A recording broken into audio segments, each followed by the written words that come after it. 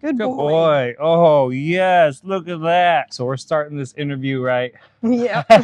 So those of you who watched my video, if you watch it, I've shared my experience moving to Las Vegas. And this is one of my great clients here, Christine Chen. She moved from Santa Cruz. I'll let her get into the story, but I wanted just to share her experience because it's such a courageous, in my eyes, it's courageous. She moved from another place, moved by herself. Her kids are in college. She's a single mom like a lot of people are. So she inspires me.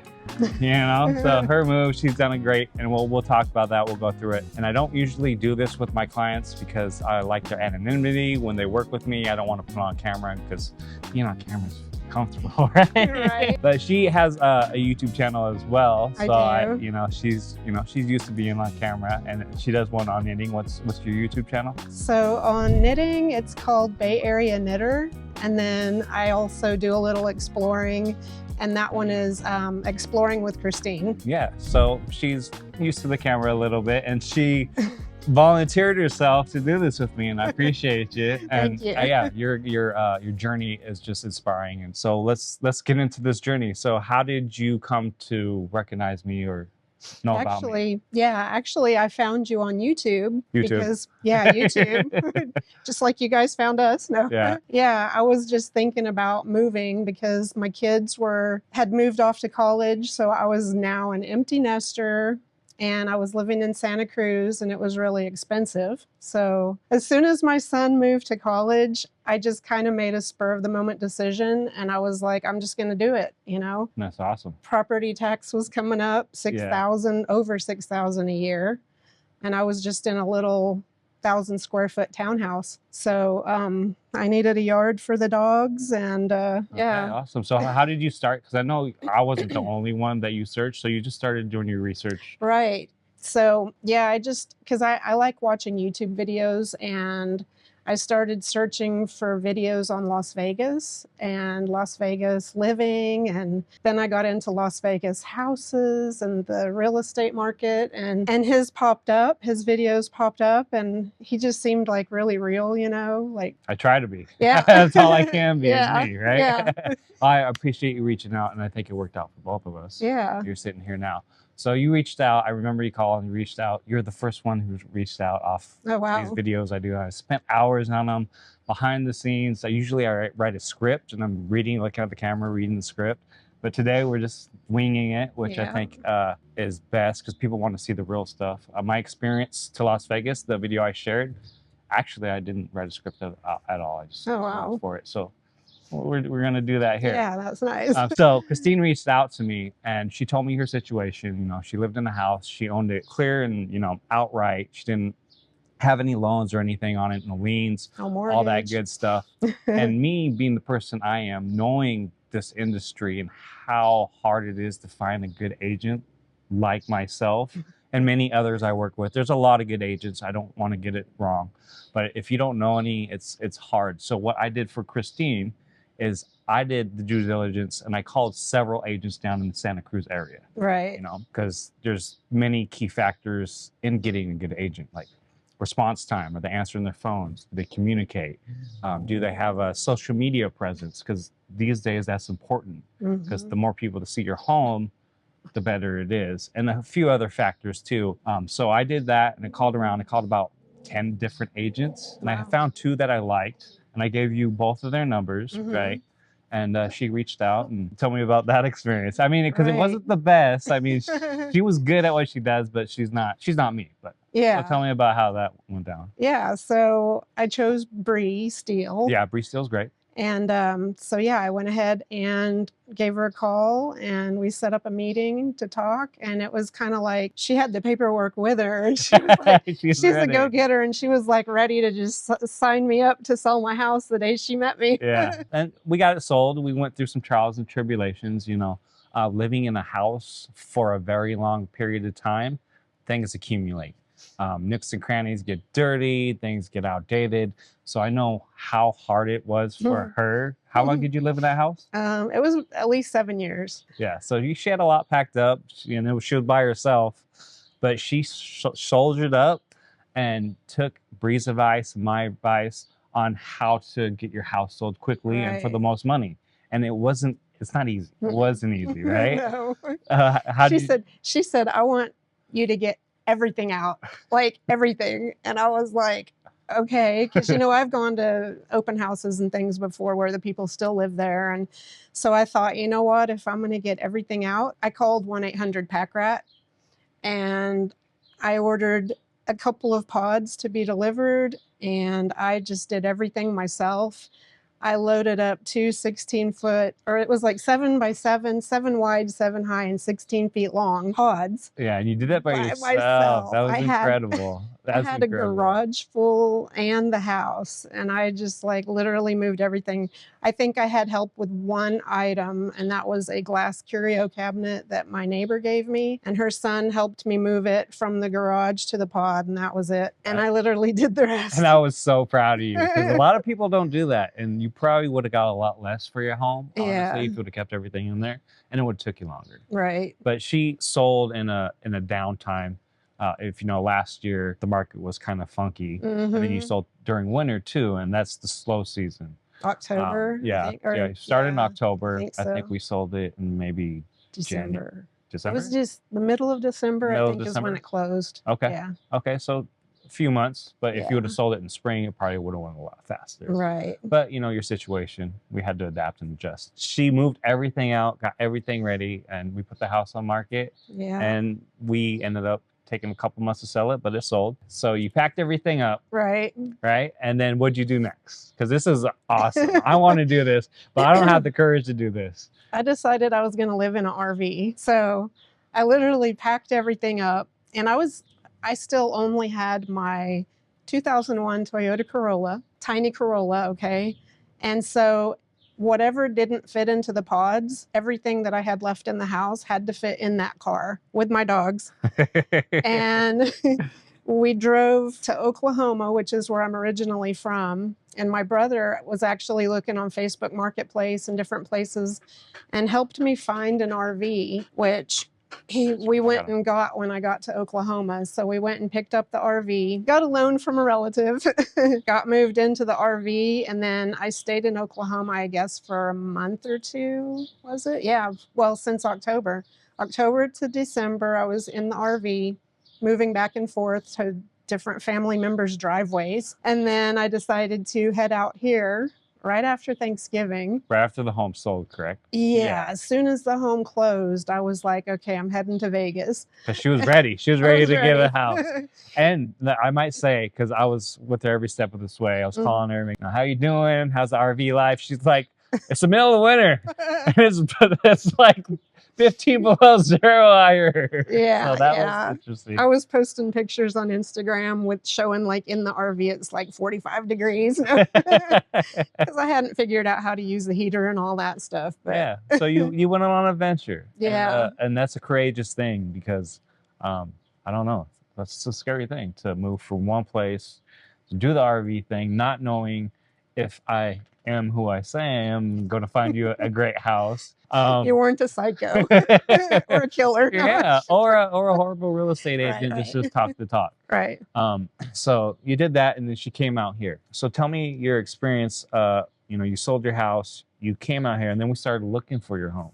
Tell me about that. So I ended up in an RV park and stayed there for about a month. And we started looking for houses. He started sending me lists. Yeah. We went and looked at a couple of them, and they were kind of in areas I wasn't sure about because I don't really know the area too well. Okay, so that was a couple we looked. Was it just one or two that we looked at? I remember the first ones. They were pretty bad. They were in the northwest. North or west. Because she did her research and she kind of knew where she wanted to be. You knew where you wanted to be. Yeah. Right?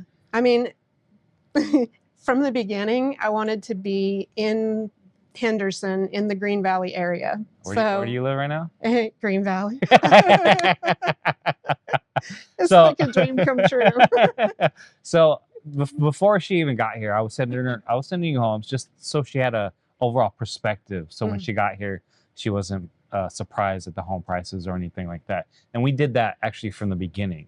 So we mapped out what you can get for your home, the best worst case scenario, but what you would probably get for your home, and I think it did. So you got here. I was sending her houses. We looked at the first couple too in the Northwest. You wanted to be in the Green Valley area. Yeah. But when our first conversation happened, her home criteria changed because now she had an RV. So we had to find her a home with RV parking. Right. So that kind of changed the criteria. And if you ever look in Las Vegas for homes with RV parking, they are out here. They're not abundant, few and far between, and definitely in a price range she was at, they're even harder to find. Very rare. Yeah. So he started sending me lists, and then I was also going online and looking, just going to Redfin and Zillow and different horrible sites. It's cool. websites like that. Yeah. Just go to his site now.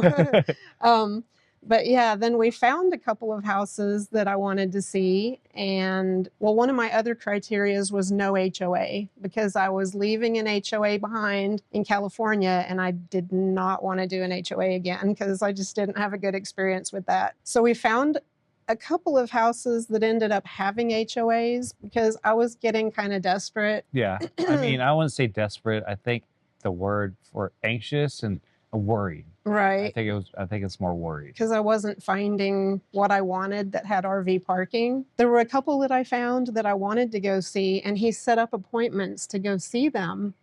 And at the last minute, they canceled. Like one of them wasn't ready. They didn't want to show it. Oh, the one in Henderson? Yeah. On the far east side, I think. Yeah, you drove past it with your brother. Yeah. I went by it with my brother and I thought, oh, this is a really nice neighborhood, and met some people that lived around there and it looked really nice and safe. But it did have an HOA. And I was just kind of ready to just whatever, I'll just make a bid on it. But then it fell through and we weren't able to go see it. Mm-hmm. And then I think there was one other one that also fell through. Because it got under contract, right? It sold? I think so, something like that. And so my brother actually came out while my brother was here. Mm-hmm. He came out to visit. And the day he left, I decided to just that evening get online and look, start looking again. And there was a house with no HOA, and I'd seen it before, but it had actually gone under contract. And so, I had written it off. And I was like, wait, the house is back on the market? And it was just like the pictures and everything were just awesome. And it even said it had RV parking, no HOA. I texted him immediately and I was like, I'm interested in this house. Is there any way we can go see it? And then he called them, and you tell what happened, because they said the next day. Okay, there's a little bit of backstory. So her brother was in town, so she was spending time with her brother. Like, that's great that you're spending time. Mm-hmm. But the house was sent to her probably a day before or 2 days before. I don't know, because when I send you things, it's set up so if you like it and it's under contract and it falls through, it'll ping you and send you an email saying it fell out. Mm-hmm. That's the email you saw when you came back. Right. So she called me. And I was like, where you been for the last 2 days? So I called the listing agent and was like, hey, my client's really interested. She's like, yeah, we're about to accept an offer. We're about to look at offers in 2 hours. So I called her. I was like, hey, I'm down the street. We can go see it in an hour. They're about to accept an offer. Let's go look at it. And we are now sitting in the backyard of that home. Yes. So we got here. We walked through it. It just checked all your boxes. And so when we got here, we were on short notice. 2 hours, and the first thing we see when we walk up was this rock on the front porch. I was like, oh my gosh, do you see that rock? And it was like right next to the front door. And it's a painted rock. You know how people paint rocks sometimes. And it had the word hope on it. And I was like, oh my gosh, that's my word. I was like, this house is meant to be. Yeah. And on that, so we looked at it and she felt like home. This home was in such good condition. I've had 3 home sales like this where the homeowner took real pride in their home. And we saw that from the moment we stepped in. Right. I think that's one of the reasons it felt like home, because it was so well maintained and taken care of. So we walked through the home, and the great thing about this, like I said, I've had 3 transactions like this where the homeowner takes meticulous care of their home. So they want to transfer that home with all this love and all that appreciation and respect for the home to somebody who's going to care. So when we did the final walkthrough, usually I don't let the sellers and the buyers meet because sometimes they'll clash heads. But I could tell by the way he took care of his home. He wanted to show you the love he put in this home and let you know all about his home. And when we did the walkthrough, like I said, I've had 3 of these happen in the last 2 years. I've sold almost 40 homes, 38 homes the last 2 years, and just 3 people. And just the synchronization when you guys met, you guys were just talkative. It was great. He shared the great things about his house, which one of the great things is the backsplash. Oh, yeah. So the backsplash when we walked in, when we first saw it, I was like, that's interesting. So, you know, it's interesting design on the backsplash. Because it's granite and it's kind of jagged looking. Yeah, so tell us about the backsplash. Your backsplash. Yeah, my backsplash. So he saw me looking at the backsplash and he said, those are mountains. And they were like, he started naming off all the different mountain ranges that they were silhouettes of. And I guess he had actually drawn on the wall where he wanted, like he'd taken pictures of the mountain ranges and had traced it on the wall and had it custom cut that way. So the granite, and we'll insert a clip of that when we walk through the home because I got it. But those kind of people, if you take meticulous care of your home, you put your love and your heart into it, it's easy for your home to sell and you're going to get more than you want for it. I promise you that, especially in this market. But yeah, that was such a great transfer. And I love it when people take care of their home because it shows and they want to transfer that home to somebody who's going to take care of it like they would too. Right. So it's a great thing. So that was a great sell. And I love sales like that when the buyer and the seller just, you know, are on the same page and everybody's happy, everybody's winning, and they're excited to tell you about their house that is now your home. Yeah. Yay. So when we walked through this home, it checked all your boxes. It had an RV, no HOA. You had your hardwood floors in here. You had your pool in the backyard. You had some space. And a jacuzzi. It has a jacuzzi. Yeah. It has solar, but you didn't really want solar. But I think that was I know that was a bonus. Yeah. What were the other things you loved about this home when you walked in? Just the little things, right? Yeah, the little things that I noticed was that the Hope Rock. The Hope Rock, yeah. And there were other little crafty things. Like I could tell that the wife was very crafty. She had macrame plant hangings that she had hanging in the kitchen windows. And she actually left those for me with little succulents and everything. That's awesome. I thought that was so cool. And then the little island in the kitchen, they had actually custom made. Well, they put wine corks on it. I don't know how to describe it. So it'd be like a backsplash or all the way around the bottom of it. The base of the island.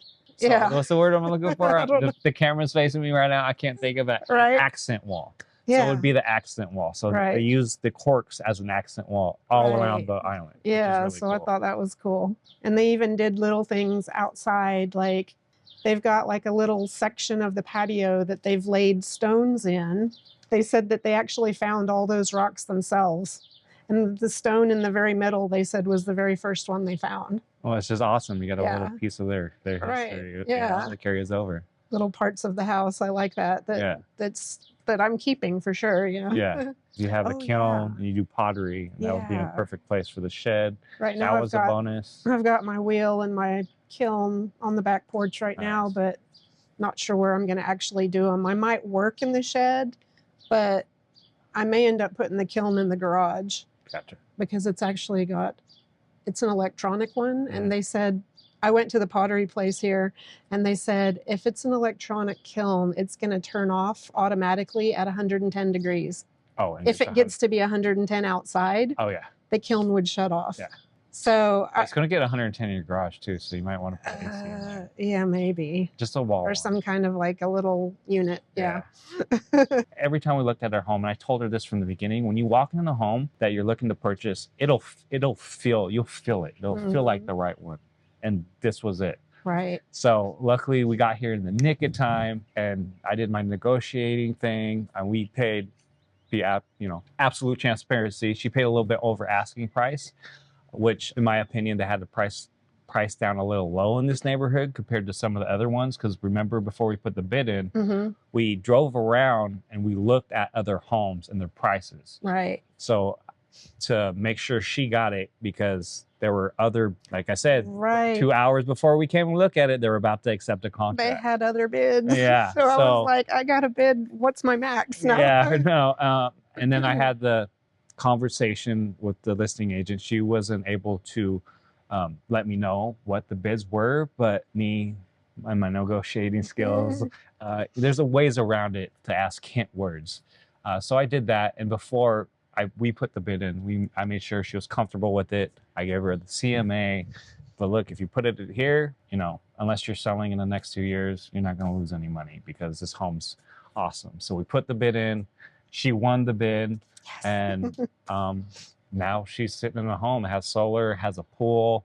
It had like almost everything that I had. RV the fireplace, parking. the wood floors. Yeah, yeah. Like it felt like home to her. And this is an Yeah. older neighborhood because it has no HOA in Green Valley.